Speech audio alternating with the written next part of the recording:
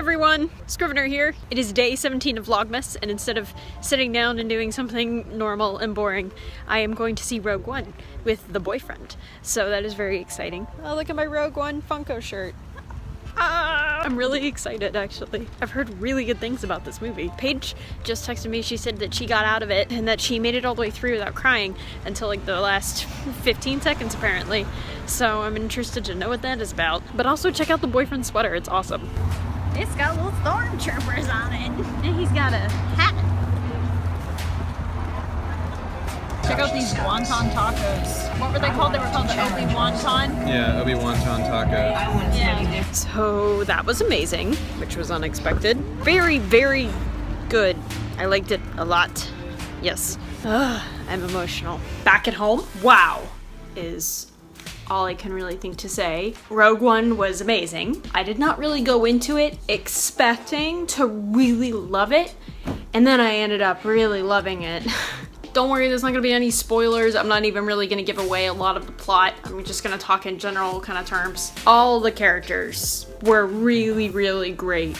As I think that the directors or the producers of Rogue One have said very recently in response to that stupid boycott by white supremacists, that the Empire is a white supremacist organization and that it's not a coincidence that the rebellion has a bunch of people of color in it. That was very, very obvious in this movie. I didn't see any people of color actively working for the Empire during the movie. Going off of her behavior from the trailers alone and the teasers, I was not expecting to like Jyn Erso, but I really did. I felt that she was really interesting, and I felt that she didn't really fall into that kind of trope of like the edgy, strong female character. I felt like she was actually quite her own person. I certainly felt with her, you know? There weren't a lot of women in this movie, and that was only something that I noticed after the movie ended. Probably just because there was so much going on. I can think of 6 women in the movie who had speaking lines. So The Force Awakens definitely has a beat for female representation. 2 of the women that had speaking lines that I noticed were women of color. I am still annoyed that we went with a white brunette female protagonist, as we have with every other Star Wars movie.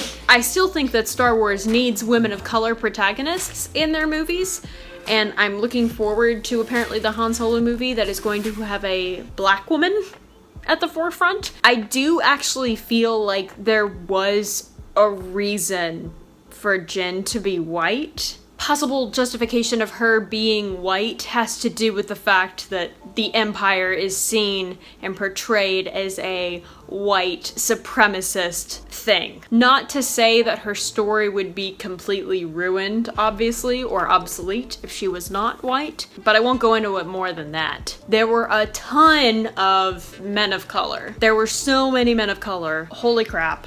And it was great. And I really loved that aspect. There were probably 3 or 4 white guys that stand out in my memory as being slightly important, and it wasn't even that they were important, it was just that we saw their faces a few times. And I'm not really including the countless white men that were a part of the Empire. I'm talking about the rebellion. Still need women of color. We just need to get to that point, Star Wars. I also felt that the movie and the writing was actually pretty tight. Like, there weren't many things that happened in the movie that didn't have some sort of purpose. And that's saying something considering that it was a 2-hour movie. And the fact that it was so tight meant that I didn't really have this problem that I ran into with Fantastic Beasts, where there was so much going on that I was bored by the end of the movie. This you know from the trailer, so I don't feel bad about saying it.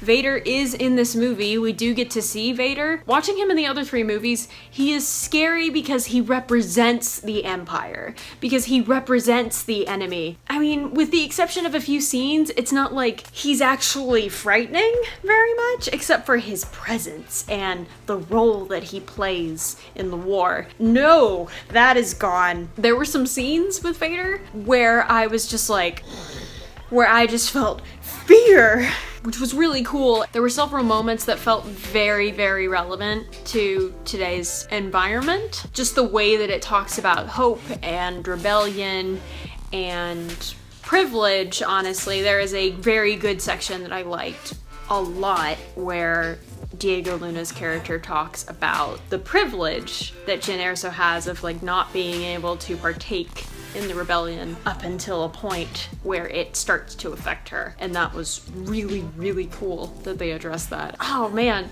it was just so good. Like, I was not expecting to go into Rogue One and come out and be like, wow, that was amazing! But it was so good. I really, really enjoyed it. I'll definitely be seeing it again. I'm probably going to watch the prequels. Definitely feel like if I go in with the prequels fresh in my mind, I'll probably see some things that I wouldn't notice. So if you like Star Wars, I think that you're really going to enjoy Rogue One. But that's about it. I don't really have any formal thoughts. I especially would need to see it again if I were to do a full review. And honestly, Paige and I are probably going to sit down together and do a longer video like we did with The Force Awakens last year. That's it. I know this is super informal, but I hope that you enjoyed it anyway. Thank you for watching. Like this video if you're excited to see Rogue One. Let me know in the comments what you think about it, regardless of whether or not you have actually seen it yet. And subscribe to The Princess and the Scrivener for more videos every day about Disney, intersectional feminism, pop culture critiques, and more. The Princess will see you tomorrow. Every time Diego Luna came on screen, I'm like, yes. But that's not the point. Blah!